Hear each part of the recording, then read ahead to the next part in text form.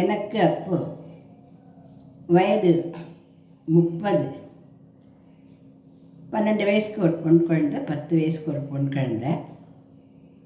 2 பேரையும் அழைச்சிட்டு என்னோடய தோழி திருவள்ளூர் பக்கத்தில் மணவாள நகரில் வீடு கட்டியிருந்தேன். அதுக்கு வாம்மா அப்படின்னு எனக்கு கூப்பிட்டுருந்தா. நான் கிரகப்பிரவேசத்துக்கு போக முடியல. அப்புறம் சரி நம்ம தோழியை போய் நம்ம பார்த்துட்டு வரலாம் அப்படின்னு சொல்லிவிட்டு நான் காத்தாலே கிளம்பி போயிட்டேன். நம்ம நாள் பேசிகிட்டு இருந்தோம், விருந்து அடித்தா சாப்பிட்டோம் கொண்டோம் அப்படியே பண்ணிகிட்டே இருந்தோம். நாள் ஆனதே தெரியல.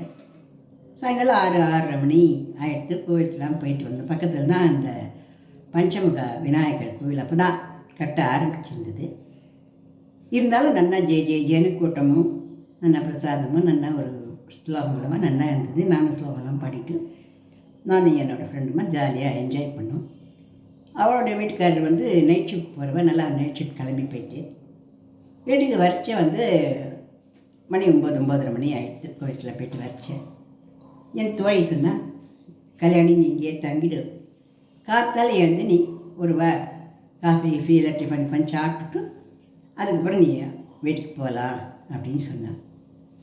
ஆனால் என்னோடய சின்ன மகள் சொன்னால், அம்மா நாளைக்கு எனக்கு மேக்ஸ் பரீட்சை, நான் ஸ்கூல் போகணும் அப்படின்னு சொன்னேன். என்னோடய பெரிய பொண்ணு நான் இங்கே இருக்க மாட்டேன் அப்படின்னு சொல்லிட்டு, நான் ஆற்றுக்கு வந்து தான் தூங்குவேன் அப்படின்னு சொன்னேன். இல்லடி நான் ஆற்றுக்கு கிளம்புறேன் அப்படின்னு சொன்னேன். வேண்டாம் கல்யாணி, இது இப்போ தான் புதுசாக ஆரம்பித்து வீடெல்லாம் கட்ட ஆரம்பிக்கிற இடம். இது கிராமம் மாதிரியான ஒரு வில்லேஜ் டைப்பான ஒரு இடம். இங்கே கரண்ட்டும் அடிக்கடி போயிடுவோம். எனக்கு அமாவாசை வேறு. இங்கெல்லாம் ஒரு 10 மணிக்கு மேலே யாருமே நீங்கள்லாம் வெளியிலலாம் போக மாட்டோம். யாரும் வெளியிலேருந்து வீட்டுக்குள்ளும் வரமாட்டான். இந்த இடம்லாம் ஓன்னு இருக்கும், வனாந்திர மாட்டோம். மழை வேற தூறுறது. நீ போக வேண்டாம், நீ இருந்துட்டு போ, சொன்னால் கேளே அப்படின்னு சொன்னான். ஆனால் குழந்தைகள் போகணும் அப்படின்னு சொன்னதுனால, இல்லைம்மா நான் 10 மணி 11 மணி ஆனாலும் வீட்டுக்கு போய் செட்டில் ஆகிடுறேன் அப்படின்னு சொல்லிட்டு கிளம்பினேன். வேண்டாம் கல்யாணி, ப்ளீஸ் கல்யாணி, இரு கல்யாணி, நான் சொன்னால் கேட்க மாட்டேங்கிறியே, உனக்கு இங்கெல்லாம் ஒரு கூட் ரோட் மாதிரி இது வரும், வரப்பு மாதிரி பாதை இது கிட்டத்தட்ட நீ 1 மைல் நடந்து போகணும். அப்படின்னு தான் பஸ் ஸ்டாண்டே வரும். 10:30க்கு தான் லாஸ்ட்டு பஸ்ஸு. அதுக்கப்புறம் பஸ்ஸும் வராது. ஏடாப்புறமா பஸ் வராது, திருப்பி வருதுனாலும் உனக்கு கை கால் வலிக்கும், வேண்டாம் எவ்வளவோ சொன்னான். ஆனால் குழந்தைகள் பிடிவாதம் பிடிக்குது, குழந்தைகளோட வீட்டுக்கு போயிடணும் அப்படின்னு எண்ணம் வந்துடுத்து. நான் கிளம்பிட்டேன். அது கொஞ்சம் தூரம் நீ இந்த மாதிரி பிடிவாதம் பிடிக்கூடாதுடி, பிடி, எனக்கு ஒன்று அனுப்பவே கஷ்டமாக இருக்குன்னு சொன்னேன். நான் சொன்னேன், பஞ்சமுக ஆஞ்சநேயர் துணைக்கு வருவார், நீ காலைப்படாதடி, நான் அதுக்கு போய் இவனுக்கு கண்டிப்பாக ஃபோன் பண்ணிடுறேன் அப்படின்னு சொல்லிட்டு பிரியாவோட கொடுத்தா நான் கிளம்பி வந்துட்டேன். ஒரு பாதி தூரம் அந்த வரப்பு மேலே நடந்து வந்துட்டே போய் எல்லா லைட்டும் ஆஃப் ஆகிடுது. அங்கெல்லாம் அடிக்கடி இந்த மாதிரி லைட் ஆஃப் வழி வருமோ என்னமோ தெரியல. அன்றைக்கி அமாவாசை வேறு, ஒரே இருட்டு, மழை வேறு வலுக்க ஆரம்பிச்சுடுத்து. கீழே ஒரே நுழன்னு ஷேர் ஆகிடுது. என்னோடய 2வது குழந்தை ஏதோ ஷேரில் காலை வச்சு கொடுத்து அந்த செருப்பு அடிச்சுட்டு கொடுத்ததுக்கு உடனே அம்மா செருப்பு அடிச்சுன்னு போயிட்டுமா, அம்மா காலாம் சேராயிட்டுமான்னு அழுதுது. கையில் வாட்டர் காயில் தண்ணி கொட்டி காலை விட்டுட்டு என்னோடய செருப்பு அதுக்கு அவுத்து கொடுத்தேன். பெருசு தான் இருந்தால் கூட அது காலெல்லாம் சேர் ஒட்டிக்காமல் நடந்து வரட்டும் அப்படின்ட்டு. 2 குழந்தை இந்த கையிலையும் பிடிச்சிருந்தா அது வரப்பில் முள்ள நடந்து வந்துட்டுருக்குச்சு. நம்ம தான் பெரிய தப்பு பண்ணிட்டோம். குழந்தைகள் பிடிக்காத பிடிச்சா கூட அச்சை இங்கே தூங்கி எழுந்துக்கலாம் அப்படின்னு நம்ம சொல்லிட்டோம் போல். நம்ம என்னடா இந்த மாதிரி கிளம்பிட்டோம், எவ்வளோ தூரம் நம்ம ஃப்ரெண்டு ஆசையாக சொன்னேன், ஏன் இந்த மாதிரி கேட்காம இருந்தோம் அப்படின்னு நினச்சிட்டு நானே நொந்துட்டேன். நொந்துன்னா அப்படி என்ன சுற்றி பார்த்தா ஒரே கும்மிருட்டாக கிடக்கிறது. மழை வேறு ஜோன்னு கொட்டி உடம்பெல்லாம் புடவையெல்லாம் நனைஞ்சி பிடிச்சி ஒரே டப்பலாக இருக்குது. குழந்தைகள்லாம் வேறு குளிர அப்படி இருக்கிற டவல் கச்சிப்பெலாம் அதை மூஞ்சில் கட்டி வச்சு என்னமோ அப்படி முள்ள வந்துட்டுருக்கோம். அப்போ எனக்கு அந்த பஞ்சமுக ஆஞ்சநேயர் ஞாபகம் பஞ்சமுக ஆஞ்சநேயா, நீ தான் துணைக்கி இருக்கணும். என் ஃப்ரெண்டு சொன்னதை நம்பி ஆற்றுல இருந்துக்கலாம், என்னமோ ஒரு ஆசையில் அப்படி கலந்து வந்துட்டேன், நீ தான் எனக்கு துணைக்கி, உன்னை காப்பாற்று அப்படின்னு வேண்டிகிட்டே அந்த வரப்பில் நடந்து போயிட்டே இருந்தேன். அப்போ கூடையில் ஒரு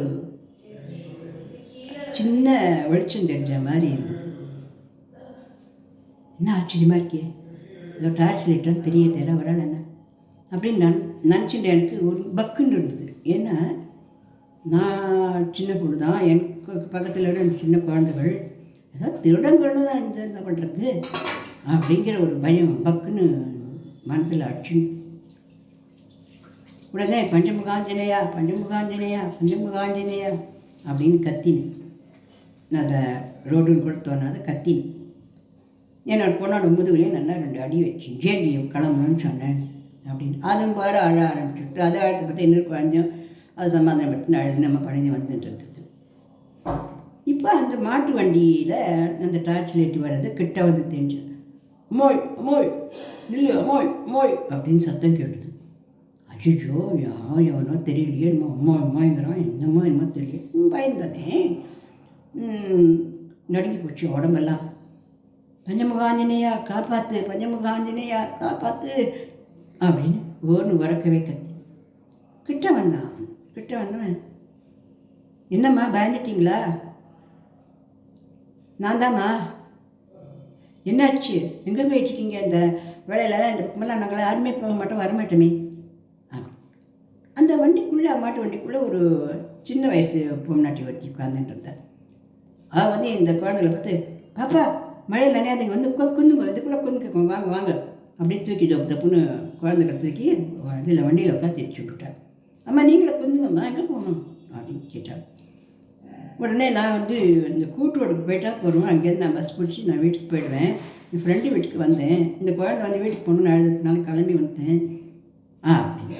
இப்போ எனக்கு கொஞ்சம் சமாதானமாக இருந்தது. பரவாயில்ல, இவன் திருடங்கள்லாம் ஒன்றும் இல்லை அப்படின்னு. பரவாயில்ல, நம்ம பஞ்சமுக ஆஞ்சநேயர் நம்ம வந்து நினச்சின உடனே நமக்கு ஒரு வழி பறக்குது அப்படின்னு சொல்லிட்டு ஏறி உட்காந்து பஸ் ஸ்டாண்டுக்கு வந்து இறக்கிட்டேன். எவ்வளோப்பா கொடுக்கணும், சமயத்துக்கு வந்து உதவி பண்ணி கடவுளாட்டம் அப்படின்னு சொன்னேன்.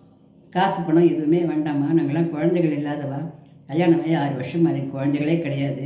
ஆனால் நீங்கள் இந்த மாதிரி இந்த குழந்தைகளெல்லாம் அழைச்சின்னு இந்த மாதிரி இந்த டயத்தெல்லாம் இங்கெல்லாம் வரக்கூடாது, எல்லாம் பாம்பு கும்பு புறா எல்லாம் இருக்கும், அதிலெல்லாம் இங்கே என்ன நினச்சிட்டு இருக்கீங்க, எப்படி வந்தீங்க, யார் வீட்டுக்கு வந்தீங்க அப்படின்னு. இல்லைப்பா என் ஃப்ரெண்டு வீட்டுக்கு வந்து அவட போக வேண்டாம்னு சொன்னேன். நான் வந்து குழந்தைகள் வந்து ஆற்றுக்கு போகணும்னு சொல்லுவேன், நான் கிளம்பி வந்துட்டேன். என்ன பணம் கொடுக்கணுமா சொல்லுப்பா, நீ பண்ண உதவிக்கு பணம் எல்லாம் ஒன்றும் பெரிய விஷயமே இல்லை, இருந்தாலும் நீ பண்ண உதவிக்கு நான் கொஞ்சம் பணம் கொடுக்க விரும்புகிறேன். பணம்லாம் ஒன்றும் வேண்டாம் தாய் அப்படி. கையில் வாழைப்பழம் வச்சுருந்தேன், அந்த வாழைப்பழத்தை அவரை கொடுத்தேன். அவன் வாங்கிட்ட உடனே என்னப்பா உன் பேர் நினைப்பா? என் பேர் ஹனுமந்தராவுங்க அப்படின்னு. எனக்கு தூக்கி வாரி போட்டு எதிர நின்று இருக்குது மாட்டு வண்டிக்காரராகவோ உள்ளே உட்காந்துக்கிட்ட அவனோட பொஞ்சாதியாகவோ எனக்கு தெரியல. சாட்சாத் அந்த பஞ்சமுக ஆஞ்சநேயரே இவன் வடிவத்தில் வந்து நம்மளை காப்பாற்றிருக்காரா அப்படின்னு தோணித்து ஒரு நிமிஷம் எனக்கு மனசெல்லாம் நிறைஞ்சி போச்சு. பஞ்சமுக ஆஞ்சநேயா அப்படின்னு சொல்லி கண்ணால் மலையாக ஜலம் வந்துடுது. ஏம்மா ஆயிடுங்க கேட்டான். ஒன்றும் இல்லைப்பா, ஒன்றும் இல்லை, இந்த பஸ் வந்ததை ஏற்றி விட்டுரு, அப்புறம் நாங்கள் வீட்டுக்கு போகிறோம் அப்படின்னு. பஸ் வந்ததும் எங்களை பத்திரமா ஏற்றி விட்டு அவன் வீட்டுக்கு போனோம். எங்காத்துக்கு போனால் எங்காத்துக்கார் வந்து, என்னடி இது மணி 11:45, ஏன் நைட் தங்கிட்டு கதலேருந்து வரக்கூடாதா? வரதுன்னா பொழுதோடு வரணும், இந்த வீட்டில் ரிஸ்க் எடுத்துன்னு வந்திருக்க, அந்த பக்கமெல்லாம் வழிகளே சரியாக இருக்காதே. ஆமாங்க, ஆனால் பஞ்சமுக ஆஞ்சநேயர் காப்பாற்றிட்டேர் என்ன அப்படின்னு சொல்லி இந்த சமாச்சாரத்தையும் சொன்னேன். சரி நீ இது சந்தோஷம்தான், காலை எப்போ நம்மளை காப்பாற்றணும், அதில் இல்லைன்னு சொல்லலை, ஆனால் நீ மாதிரி ரிஸ்க் எடுக்கக்கூடாது, நான் எவ்வளோ கவலைப்பட்டேன் தெரியுமா அப்படின்னு செல்லமாக குறைச்சிருந்தேன். நான் எதுக்கு இந்த பதிவில் சொல்கிறேன் அப்படின்னாக்க, கடவுள் அப்படிங்கிறது நிஜமாகவே நிச்சயம், சத்தியம், நிஜம். அதை நம்ம எவ்வளோக்குள்ள கிட்டக்க நம்ம நம்புகிறோமோ அவ்வளோக்குள்ள இந்த கடவுள் நம்ம கிட்டக்கவே வந்துடும். எந்த விடயத்தில் வேணாலும் நமக்கு வந்து அது அனுகிரகம் சத்தியமாக பண்ணும். இந்த பதிவு பிடிச்சிருந்தா லைக் பண்ணுங்கள், ஷேர் பண்ணுங்கள், சப்ஸ்கிரைப் பண்ணுங்கள்.